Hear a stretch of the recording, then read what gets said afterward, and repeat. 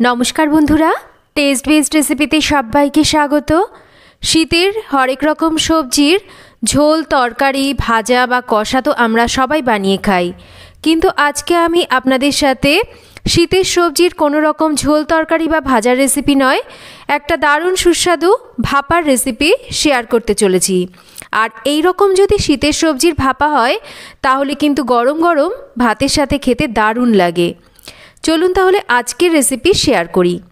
এখানে সবজি ভাপার জন্য নিয়ে নিয়েছি একটা ফুলকপি, আর ফুলকপিটাকে সবার প্রথমে কিন্তু আমাদের কেটে নিতে হবে।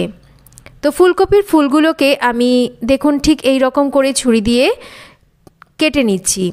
আর এই কাজটা যদি বটি দিয়ে না করে এরকম একটা ছুরি দিয়ে করা হয় তাহলে কিন্তু ফুলকপির ফুলগুলো ভেঙে যায় না। বটি দিয়ে কাটতে গেলে অনেক সময় ফুলগুলো কিন্তু ভেঙে যায়। তো এইভাবে যদি ফুলগুলোকে কেটে নেওয়া হয় তাহলে কিন্তু ফুলগুলো বেশ গোটা গোটা থাকে। ফুলগুলোকে আমি ছাড়িয়ে নিয়েছি। এবার এই ফুলগুলোকে আমরা একটু টুকরো করে নেব। তবে ফুলকপির ফুলগুলোকে আমি কিন্তু খুব বেশি ছোট করে কাটছি না, একটু মাঝারি করেই কিন্তু ফুলগুলোকে আমি কেটে নিচ্ছি। আর ফুলকপির ফুলগুলো কাটার সময় একটু ভালো করে দেখে নিতে হবে ফুলের মধ্যে কোনো পোকামাকড় আছে কিনা। অনেক সময় কিন্তু এই ফুলকপির ফুলের মধ্যে ছোট ছোট সবুজ রঙের এক ধরনের পোকা থাকে, তো একটু খেয়াল না করলে কিন্তু পোকাগুলো থেকে যায়। তাই একটু ভালো করে দেখে নিয়ে ফুলগুলোকে কিন্তু আমাদের পরিষ্কার করে কেটে নিতে হবে। আর ফুলগুলোকে আমি দেখুন ঠিক এরকম করে কেটে নিয়েছি। এবার ভালো করে এগুলোকে ধুয়ে নেব। এবার আমি গ্যাসের ওপর একটা পাত্রের মধ্যে কিছুটা জল গরম বসিয়ে দিয়েছি। জলটা হালকা গরম হলে আমি জলের মধ্যে একটু লবণ দিয়ে কেটে ধুয়ে নেওয়া ফুলকপির ফুলগুলোকে দিয়ে একটু ভাপিয়ে নিচ্ছি। এতে করে ফুলকপি খেতেও ভালো হবে, আর তাছাড়া ফুলকপির মধ্যে যেহেতু প্রচুর পরিমাণে রাসায়নিক পদার্থ থাকে সেগুলোও কিন্তু বেরিয়ে যায়। তো ফুলকপিটাকে একটু ভাপিয়ে নেওয়ার পর আমি ভালো করে জল ঝরিয়ে নিয়েছি। এবার রান্নার জন্য সর্ষের তেল গরম করে নেব। আর এই রান্নাটা যেহেতু ভাপা করছি তাই সর্ষের তেলেই কিন্তু স্বাদটা ভালো আসবে।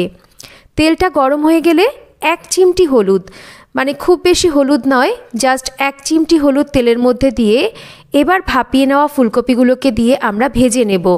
আর সামান্য যদি একটু হলুদ দিয়ে নেওয়া হয় তাহলে কিন্তু এই ফুলকপির গায়ে সুন্দর একটা কালার চলে আসে। জাস্ট কালারের জন্যই কিন্তু আমি এখানে হলুদটাকে দিয়েছি, লবণ কিন্তু দিচ্ছি না, যেহেতু ফুলকপি ভাপানোর সময় লবণ দিয়েছিলাম। তাই লবণ ছাড়াই ফুলকপিগুলোকে আমি বেশ একটু লাল লাল করে ভেজে তুলে নিচ্ছি। আর কপিগুলোকে একটু এইরকম যদি লাল করে ভেজে নেওয়া হয় না তাহলে কপিগুলোর ভাপা করলে খেতে ভালো লাগবে। কপি ভেজে তুলে নেওয়ার পর এবার একটু কালো জিরে আর একটু থেতো করে নেওয়া কাঁচা লঙ্কা আমি তেলের ওপর দিয়ে দিলাম। দিয়ে দিচ্ছি একটা কেটে নেওয়া টমেটো। এবার আমরা এই কাঁচা লঙ্কা আর টমেটোটাকে একটু ভালো করে তেলের ওপর নাড়াচাড়া করে নেব। টমেটো কাঁচা লঙ্কাকে আমি একটু নাড়াচাড়া করে নিয়েছি। এবার এর মধ্যে দিয়ে দিচ্ছি বেশ খানিকটা মটরশুঁটি। এবার মটরশুঁটিটাকেও দিয়ে আমরা তেলের উপর একটু নাড়াচাড়া করে নিচ্ছি। আর একটু কম আঁচে রেখে নাড়াচাড়া করব, আর খুব বেশিক্ষণ কিন্তু নয়, তাহলে মটরশুঁটিটা কিন্তু বেশি ভাজা হয়ে গেলে মটরশুঁটিটা ফেটে যাবে। আর তাহলে দানা থেকে কিন্তু মানে খোসা থেকে কিন্তু মটরের দানাগুলো বেরিয়ে আসে, তাহলে কিন্তু দেখতেও ভালো লাগে না, খেতেও ভালো লাগে না। তাই হালকা করে মটরশুঁটিটাকে একটু নাড়াচাড়া করে নিয়েছি যাতে কাঁচা গন্ধটা চলে যায়। এবার ভেজে নেওয়া ফুলকপিগুলোকে দিয়ে একটু এই সমস্ত কিছুর সাথে আমি নাড়াচাড়া করে মিশিয়ে নিলাম। এবার মশলা তৈরি করব। একটা পাত্রের মধ্যে নিয়ে নিচ্ছি পোস্ত, আর তার সাথে আমি নিয়ে নেব এখানে 2 ধরনের সর্ষে। আপনারা চাইলে এখানে যে কোনো এক ধরনের সর্ষে দিয়েও করতে পারেন, তবে 2 ধরনের সর্ষে দিলে কিন্তু এর ঝাঁঝ ভালো আসে। এবার একটু জল দিয়ে আমরা মশলার পেস্ট তৈরি করে নেব। এখানে নিয়ে নিয়েছি ভাপা করার জন্য একটা টিফিন বক্স। এবার এই টিফিন বক্সের মধ্যে আমরা যে মশলার পেস্টটাকে তৈরি করেছি সেই মশলার পেস্টটাকে দিয়ে দিচ্ছি।